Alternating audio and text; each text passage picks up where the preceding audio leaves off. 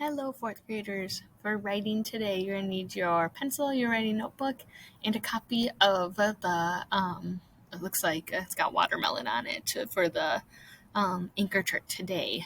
You're going to cut that out and glue it into your resource section of your magazine. Pause the video not of your magazine, of your notebook. Pause the video if you need more time to get that cut out and glued in. All right, so try to think back. What strategy did we learn on Tuesday for generating ideas? We learned a new way to generate ideas. Do you remember talking about strong emotions that can give us ideas of when we felt something? Yeah, so we've learned two great ways. Now today, we're going to think about our ideas, all those ideas that we've started. And we're going to take one of them and we'll turn it into the start of our story. We're not going to start writing yet. We're going to use that anchor chart. But before then, we're going to read two stories, okay? So here's our first one. It's called Home Alone. And no, not that Home Alone. Dad left me and my older brother, Lorenzo, home alone. Lorenzo is 4 years older than me, and he always thinks that he can boss me around. I didn't want to deal with it, so I decided to spend the day in my room. First, I read for a while in my beanbag chair. The book was so interesting that I barely noticed that 2 hours had flown by. I guess it's time for a snack, I said to myself. It was a good thing I had a granola bar in my backpack. It was left over from my lunch yesterday. I was able to have a snack without having to see Lorenzo. After my snack, I decided to play games on my computer. Dad usually only lets me play for 30 minutes, but he wasn't home. I played for over an hour. My eyes were getting tired, so I just sat on my bed staring out the window. I must have fallen asleep at some point. The next thing I heard was Lorenzo calling, "It's time for dinner." Wait, Dad left us money to order dinner. Lorenzo never asked what I wanted. I ran out to the kitchen and saw Thai food containers on the counter. Yum! Then I noticed the stars on the top of the lid. He ordered spicy Thai, even though he knows I hate spicy food. I decided to try it, but it was way too hot. Lorenzo laughed at me and then pulled out some mild Thai food he had been hiding. After dinner, I watched a movie on the couch. I refused to even look at my brother. It was such a relief when I heard Dad's car pulling into the driveway. I hope that it is a very long time before we're left home alone again. What was the author writing about in that story? Yeah, the time that he was left home alone with his brother, with Lorenzo. All right, so now I got another story for us, okay? This one is called Spicy. Okay, boys, I'm off for the day, my dad announced as he propped open the garage door with his foot. Sorry. Angelo, remember that Lorenzo is in charge because he's older than you.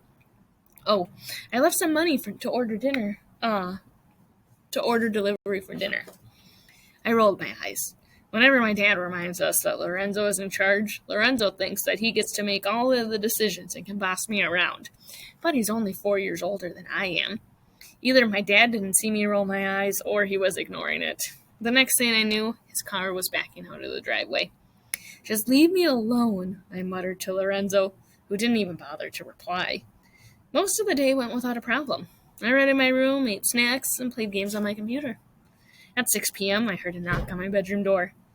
"Dinner's here," Lorenzo yelled. He hadn't even asked what I wanted for dinner. Anger welled up inside my chest as I clenched my hands into fists. I wanted to just ignore him. But then my stomach gurgled in hunger, so I headed to the kitchen to see what he had chosen. Out on the counter, I noticed two familiar styrofoam containers. Thai food! I was pleasantly surprised, but as I got closer, I could see 3 red stars on top of both containers. "Lorenzo, you know I don't like spicy food," I said, tears welling up in my eyes. "Don't be a baby. You never even tried spicy food. I'll get you some water just in case you need it. Honestly, 3 stars is not even spicy," he replied. I made myself a plate of pad thai and green curry with rice. I closed my eyes as I lifted a forkful of noodles to my lips. I could feel the spice filling my mouth, so I immediately grabbed the water glass. As I swallowed, I told myself that I could handle it. I took another bite and another after that. Although the spice was starting to fill my sinuses and burn my tongue, I powered through. After 3 more bites, my eyes started watering and my forehead started sweating. Lorenzo was staring at me, trying to gauge my reaction. I give up, I finally said, gulping large amounts of water. Lorenzo started laughing. You did better than I thought you would, he said as he grabbed another styrofoam container he had hidden in the pantry. It had only 1 red star on top, and he handed it to me. Really? I exclaimed. Next time, try 2 stars, Lorenzo said smugly and walked out of the kitchen toward his bedroom with both containers of the spicy food. I ate my dinner in silence, plotting how I could get back at him. All right, so what did the author write about this time? Yeah, it was mostly about that spicy Thai food dinner, wasn't it? In this story, he didn't write about much of the rest of his day, what he did all day, right? It was just 1 short sentence. He wrote about his dinner with his brother that he ordered for him. Think back to our 2 stories. Which one has more details? The second one, right? Which one is easier to see in your mind? The second one. The spicy dinner passage is more descriptive, since the author narrowed it down to that little moment from his entire day. He was able to give a lot of details and make it more interesting. So, what we're going to do is we're going to think about our stories next. I don't want you to fill out this anchor chart today. That's going to be what you are going to do during work time. I want you to just watch and listen and see how I take my story idea and narrow it down to my small moment. When we are writing, we have a story seed that's focusing on one small moment in time.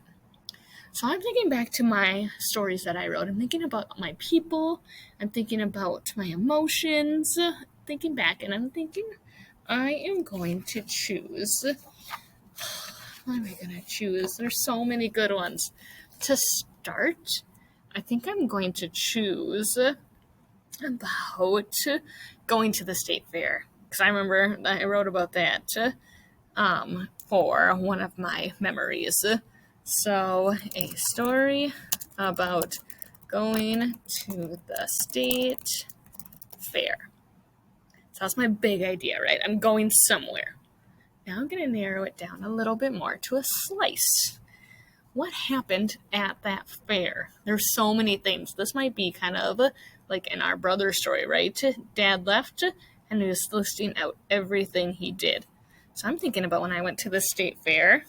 Then a slightly smaller story could be a story about all of the activities I do at the fair. Thinking about all of those favorite activities that I've done. And finally, my seed moment. Now I'm looking for my state fair. Okay, the activities at the state fair. Now I'm thinking nice and small, but one of those activities. I'm thinking a story about winning a teddy bear. I'm going to put that on the next line. A teddy bear doing the ring toss at the state fair. Do you see how these are all kind of about the same thing? They're all about the state fair. But as I read through, I think smaller each time. Sometimes you might already have your small moment seed. Maybe it's the time you got lost in Target. Then think backwards. What were your bigger items? Okay, so what you are going to do today is you're going to complete your chart. 10 to 15 minutes should be more than enough.